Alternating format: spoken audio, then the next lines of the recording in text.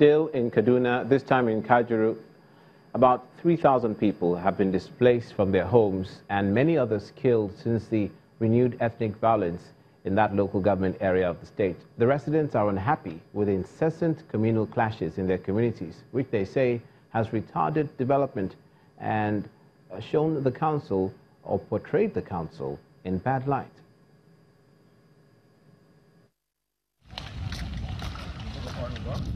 Burned buildings and deserted houses.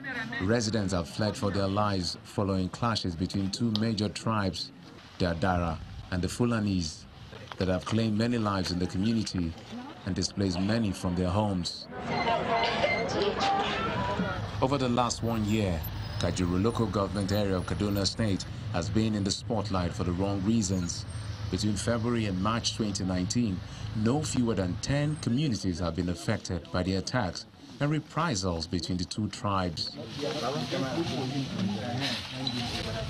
Presently, residents of Karamai, one of the affected communities, have fled from their homes to neighboring villages in Kachia local government area.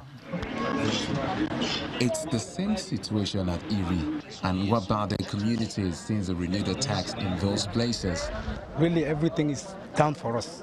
Even food to eat, we can't get the food to eat. Even as the victims narrate their ordeals. I saw men dressed like army people surrounding our village, and there was nowhere we could run to. In my own case, as I tried to escape, I was hit by a bullet.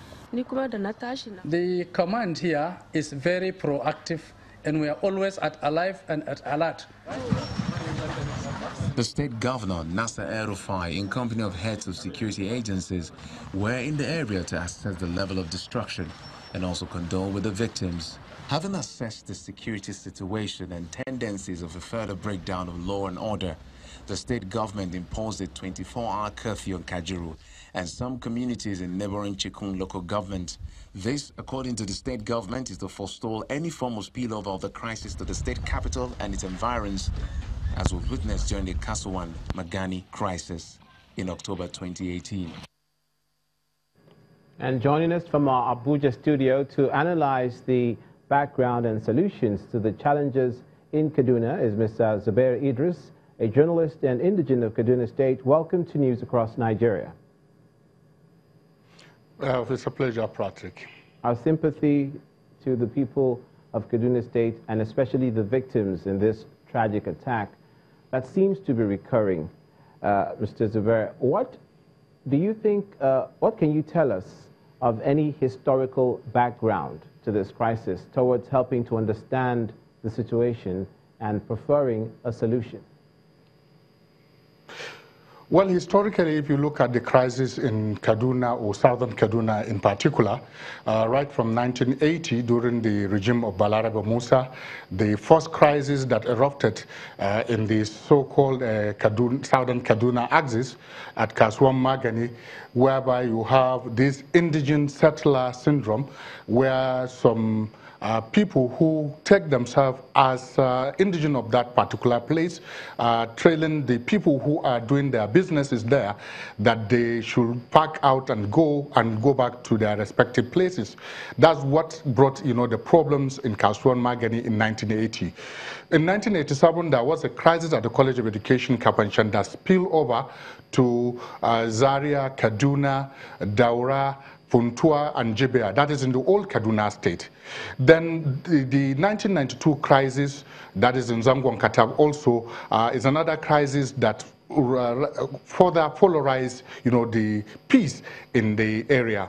And the post-election violence in 2011 also is something that, brought the whole situation out of control because of politics of religion, politics of ethnicity, and also, the politics of we are the original inhabitant of the land.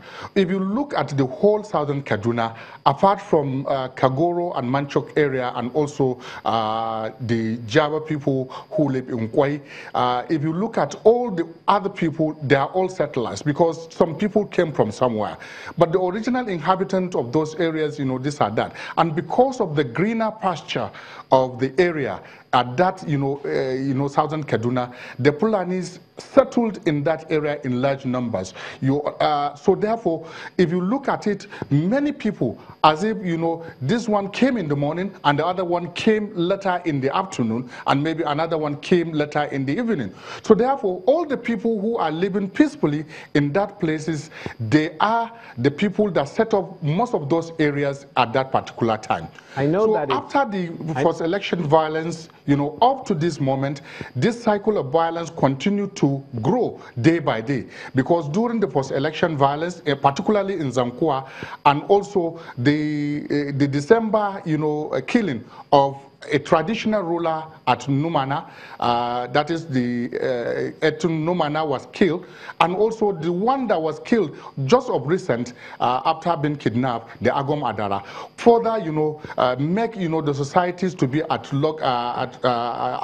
each other's head, because this one is accusing a particular tribe, and the other one are saying that we are not the one. So this further, escalated the crisis, and we can see what happened in October, the attack on some people at Kajuru, and the one that came just a day before the election, and also the recent one that came just some few days ago, and the one also at Sanga local government area. This is the historical perspective of the crisis in Kaduna State. Yes, the president has condemned it in very strong words. The governor, Nasir El-Rufai, has condemned it in very strong words. They're taking steps.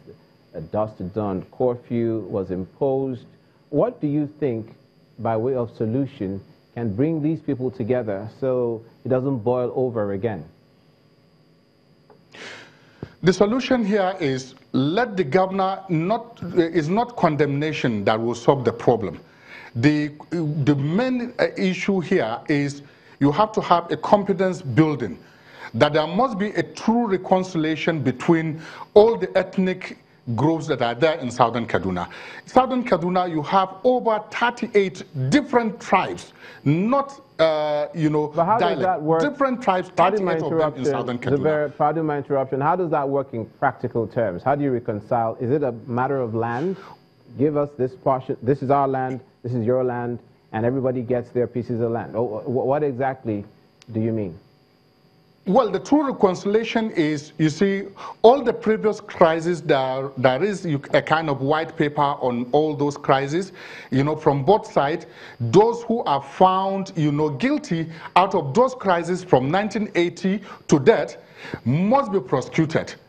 And also in the prosecution, these people, if they said, yes, I know that I have done something wrong, but I'm apologizing for what I have done, and therefore they should take that reconciliation and let other people come so that they can be able to listen to those people and also take that apology wholeheartedly, and also let them try as much as possible to be able to galvanize themselves together. Because as long as people are at if that works, that'll be a first step. We'll have to leave it there because of constraints of time, but thank you so much for being with us on News Across Nigeria and sharing with us your views on this crisis going on in that part of Kaduna State. Mr. Zubair Idris, a journalist and indigene of Kaduna State.